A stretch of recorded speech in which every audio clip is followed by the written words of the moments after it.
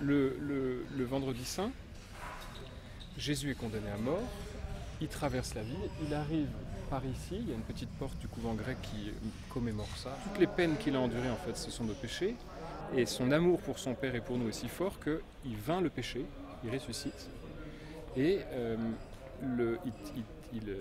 il sort du tombeau. Il n'est plus lié aux lois du monde physique, donc la pierre du tombeau roule, mais c'est pour nous, pour nous avertir, il s'est passé quelque chose. Et puis il va à la rencontre de ses disciples. On ne sait pas où Adam était enterré. Il y a une tradition qui dit que Adam a été enterré au Golgotha. Peut-être que c'est vrai, mais à mon avis, c'est pas vrai. C'est pas vrai historiquement, mais c'est vrai théologiquement. Ça veut dire que là où Adam est mort par son péché, le sang du Christ s'est répandu sur le sol où Adam est enterré, et Jésus a relevé Adam d'entre les morts. Donc quand on dit que ici c'est la chapelle d'Adam, ça ne veut pas dire que matériellement Adam y a été enterré, mais ça veut dire qu'en mourant sur la croix, Jésus a racheté tous les hommes depuis Adam. Arrive le règne de l'empereur Hadrien, donc si mes souvenirs sont bons, en 70 après Jésus-Christ, ou un peu après. Hadrien est farouchement antichrétien et anti-juif. Et quand il arrive à Jérusalem, il va détruire Jérusalem. Et ce ne sera plus Jérusalem, ce sera Aelia Capitolina, la nouvelle cité qui se fait construire. Et il recouvre les principaux lieux saints de Jérusalem, de temples à des divinités romaines. Qu'est-ce qui se passe en l'an 300 ? L'empereur Constantin est le premier empereur à devenir chrétien. Sa mère s'appelle Hélène, on l'appelle Sainte Hélène. Hélène vient en Terre Sainte et vient recueillir auprès des chrétiens les traditions où s'est passée la scène, où s'est passée la crucifixion, où s'est passée Et en fait, les communautés chrétiennes locales, même si elles ne peuvent pas vénérer publiquement, savent très bien où c'est et y vont. Ensuite arrivent les invasions perses en 614, ça c'est la date dont je me rappelle, Invasion perse, je ne sais pas pourquoi celle-là. Et tous les lieux saints chrétiens, sauf Bethléem, sont détruits. Parce que les Perses voient sur l'église de la Nativité à Bethléem les mages qui sont venus adorer Jésus. En 638, domination musulmane. Et à partir du XIe siècle, commencement des croisades, royaume latin de Jérusalem. Les croisés arrivent, ils sont face à une église qui est en piteux état. Et alors, ils décident de reconstruire l'église, alors ça se voit plus aujourd'hui, qui est une merveille d'art roman, c'est un peu cistercien. Mais il y a des époques où l'entrée au tombeau s'était mise aux enchères, c'est celui qui paierait le plus cher.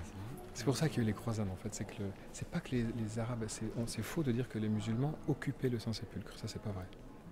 Donc l'usage du Saint-Sépulcre était soumis à l'autorité musulmane. Et donc financièrement c'était plus tenable, surtout on n'avait plus la liberté de pratiquer le culte. Donc la croisade a eu lieu. Quand on dit pour libérer le Saint-Sépulcre, ça ne veut pas dire qu'il y avait un imam qui proclamait le Coran dans le Saint-Sépulcre. Il n'y a pas eu de prière faite dans le Saint-Sépulcre par les musulmans. Et c'était pour permettre l'exercice du culte libre, sans devoir payer une taxe. Parce qu'il y a une fascination qui exerce cette ville, et puis c'est le lieu où la foi chrétienne s'est réalisée. C'est un lieu spirituel qui n'est pas forcément fondé sur un lieu historique. Mais ce n'est pas la question. Nous, en occidentaux, on veut savoir est-ce que historiquement c'est ça ? Alors moi je vous dis comme occidental, sans doute pas, mais symboliquement, théologiquement, c'est vrai.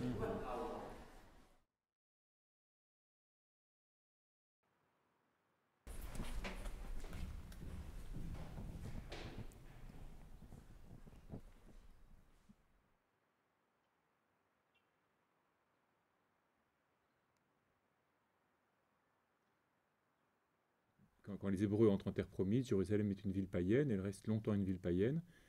C'est David seulement qui va la conquérir, donc un moment relativement avancé après l'installation dans la terre promise, après l'entrée en terre sainte. Et elle va devenir quand même la ville de la présence de Dieu à cause du temple qui va être construit là par Salomon, et puis qui va durer après, à travers les siècles, détruit par les Babyloniens, et puis reconstruit ensuite au retour d'exil, et puis agrandi encore par Hérode. Donc c'est à la fois la capitale politique, mais c'est surtout le lieu de la présence une présence particulièrement intense de Dieu à Israël. Alors pour nous chrétiens, c'est le lieu où Jésus, comme bon juif, est allé. Donc c'est un lieu qui nous raconte qu'il a été présenté au temple, conformément à la loi. On nous raconte qu'à 12 ans, il est allé au temple avec ses parents, qu'il y restait alors que ses parents étaient rentrés de Nazareth. Et puis c'est donc le lieu où il a vécu sa passion, où il a été crucifié, où il est ressuscité. Et pour les musulmans, donc c'est le lieu où Abraham aurait sacrifié son fils, qui pour eux n'est pas Isaac mais Ismaël. Et puis c'est le lieu surtout où Mahomet a été emporté au ciel sur son cheval. D'où l'importance pour eux de cette ville qui est, disons, la troisième ville sainte de l'islam. Je pense quand même que l'importance religieuse de Jérusalem a augmenté beaucoup ces dernières décennies, précisément parce que c'est une ville où il leur est difficile d'accéder, enfin en tout cas où ils n'accèdent pas comme ils voudraient. En tout cas, c'est un lieu très très sensible, donc on peut appuyer d'un côté ou de l'autre, et selon toutes sortes de facteurs, il peut y avoir des moments de grande tension, éventuellement même d'embrasement, et puis ça peut être assez calme. Et en ce moment, c'est plutôt relativement calme.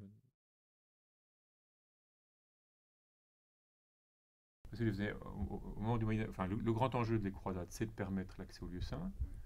Donc avant, il y a des gens qui y vont, jusqu'au XIIe siècle. Ça devient difficile, c'est ce qui provoque les croisades. Donc il y a des pèlerins qui y vont, avec tous les risques considérables que ça représente à l'époque. Hein. On est très peu sûr de revenir vivant chez soi. Quand Louis de Clercq est à Jérusalem donc en 1859, vous voyez en France c'est le Second Empire, on est en plein cette période de démarrage de pèlerinage beaucoup plus organisé, en groupe, encadré par des prêtres nombreux, et puis souvent savants, en tout cas qui se veulent savants aussi, donc on commence aussi à faire beaucoup d'archéologie, enfin autant qu'on peut. Donc c'est dans ce contexte-là qu'on va construire ou rétablir la Via Dolorosa telle qu'on peut la voir aujourd'hui, même si depuis 1859 elle a pu être modifiée marginalement, mais en fait marginalement, en gros les étapes restent les mêmes et les lieux sont relativement reconnaissables parce que là il y a, pour le coup il y a une continuité historique beaucoup plus forte. C'est quand même dans cette zone-là qu'on a inventé l'écriture, c'est dans cette zone-là que, en tout cas, oui, qu'on a commencé à écrire, organiser un peu l'agriculture, le commerce, créer des cités-États et puis des espèces de grands empires, à vocation un peu internationale, ce qui est quand même une caractéristique. Mais ces pèlerins-là, ils vont dans des lieux bien précis, qui correspondent aujourd'hui au Saint-Sépulcre, à l'endroit où Jésus a institué l'Eucharistie, ce qu'on appelle le Cénacle, ils vont sur le mont des Oliviers, mais ils ne font pas de chemin de croix. Alors dans cette perspective-là, les franciscains, quand ils vont arriver en Terre Sainte, eux vont s'attacher à suivre de près la passion de Jésus, étape par étape, et donc ils vont mettre au point effectivement ce qu'on appelle le chemin de croix, une sorte de procession qui suit ce sont les récits évangéliques, chaque étape de la passion de Jésus, entre sa condamnation à mort et sa mise au tombeau. Parce que les 4 évangiles racontent un certain nombre de choses en commun, et puis ils ont chacun des épisodes propres, donc on les combine tous ensemble. Ils en inventent l'un ou l'autre, comme les chutes de Jésus, qui ne sont pas racontées dans les évangiles, comme la rencontre de Jésus et de sa mère, qui n'est pas racontée dans les évangiles, même si on lui dit qu'elle était au pied de la croix. Saint Jean dit qu'elle était au pied de la croix, pour des raisons, disons, peut-être scénographiques.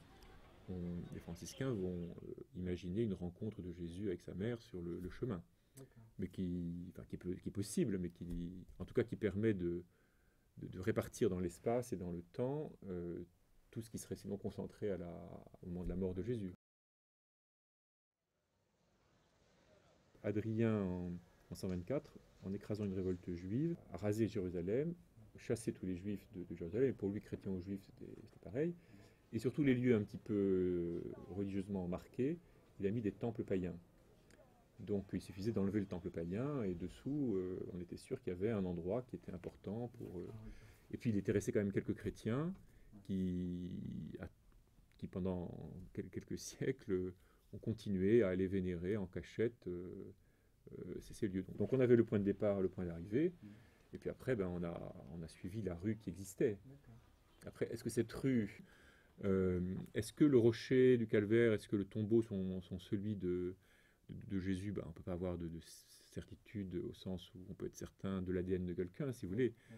Mais en tout cas, ça correspond assez bien. C'est-à-dire un rocher, on sait qu'il est bien à l'extérieur des murs de la ville, parce qu'on a retrouvé le tracé des murs. De la Jérusalem de l'époque de Jésus, on retrouve des morceaux quand même, mais mêlés à toutes sortes d'autres choses. Alors aujourd'hui, nous avons les moyens de les dater. Au Moyen-Âge, on avait moins de moyens, et donc on s'appuyait sur des traditions, puis on croyait volontiers qu'on avait trouvé quelque chose du temps de Jésus, même si aujourd'hui, peut-être qu'on peut être sceptique. Quand les Turcs ont commencé à arriver à partir du XIe siècle, là, il y a eu un moment d'arrêt. Ils ont rançonné les pèlerins, donc c'est ce qui a justifié donc les croisades. Alors après ça, ça a permis de nouveau un certain développement des pèlerinages. Après les croisades, les sultans autorisent justement les franciscains à rester, à cause de la rencontre entre saint François d'Assise et le sultan. Et donc il y a un accueil minimum de pèlerins qui se fait assez bien jusqu'au XVIe siècle, mettons. Mais même si voyager, c'est quand même très compliqué, très dangereux. Et puis après, il y a une période de glaciation, si vous voulez. Il n'y a plus vraiment de pèlerinage. Et ils vont reprendre au milieu du 19e, mais dans des conditions très différentes, pour des raisons politiques. D'abord, que l'Empire ottoman desserre un peu son emprise, et que donc les puissances occidentales obtiennent le droit d'organiser elles-mêmes l'accueil et la sécurité des pèlerins. Et puis d'autre part, parce qu'on invente des bateaux beaucoup plus sûrs, le chemin de fer, et donc on peut commencer à faire des pèlerinages de masse. Et ça va considérablement transformer le rapport à la Terre Sainte. Des gens nombreux, assez nombreux, vont venir. Dans l'ambiance des guerres de Crimée, les Russes aussi ont réclamé de pouvoir venir en Terre Sainte et d'avoir leur propre lieu. Donc d'avoir des couvents, d'avoir des lieux d'accueil, des hôtels. Et il y a encore aujourd'hui en Terre Sainte pas mal de lieux russes, assez repérables. Et depuis la fin de l'Union soviétique, les pèlerins russes sont très nombreux maintenant en Terre Sainte. Dans d'autres endroits, la station, c'est juste une marque sur un mur aujourd'hui.